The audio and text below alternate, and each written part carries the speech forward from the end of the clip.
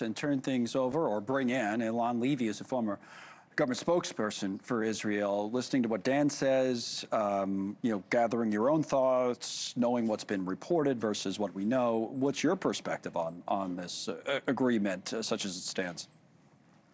The perspective from Israel is exactly what Dan said. This is a capitulation to the Islamic Republic of Iran at a time that America had the upper hand and America still has options. We're going to see Iran being pumped full of oil money up front before it dismantles a single centrifuge. That money is going to get pumped into Iran's ballistic missiles, back into its proxy armies, back into the forces of repression, and Iran will be more dangerous than ever. There is concern in the Israeli intelligence community. The Iranian regime has absolutely no intention of stopping the nuclear program or even reaching a final agreement after 60 days. I believe it's been reported the CIA also suspects Iran is not serious about ending the nuclear program. Right. And in fact, we haven't heard anything from Secretaries Rubio or Hegseth either, which says a lot, I think, about concerns within the administration that America had all the cards in its hands and it's throwing them away.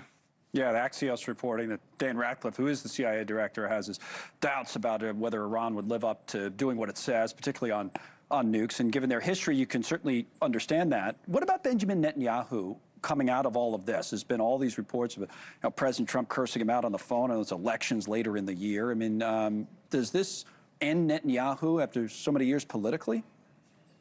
Well, Israel is going to be facing elections in October, and this definitely makes it difficult for Netanyahu to present the total victory that he promised the nation.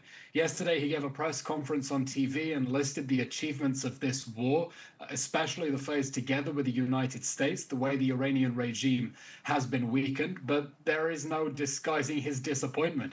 He wanted this war to end with the end of the Islamic Republic of Iran, because it's the world's #1 state sponsor of terror and the main cause of misery in the region, and a deal that is going to throw a lifeline to the Islamic regime, that is going to give it a windfall, that will allow it to resurrect its ring of fire in the Middle East, will definitely make it difficult for Netanyahu to present those very impressive achievements in this war as having made a sustainable contribution to Israel's security. Is it your thoughts that he stands by the deal, though, whatever Trump agrees to, even after 60 days, or perhaps not?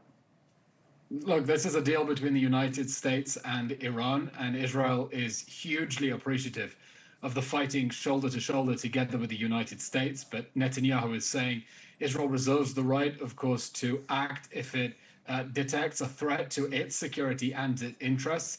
And of course, in Lebanon, Israel is going to continue fighting against Hezbollah. It's not going to let its people be sitting ducks to Hezbollah firing rockets and drones, and I don't think the United States is expecting Israel to let Hezbollah get off scot-free either. Right. All right.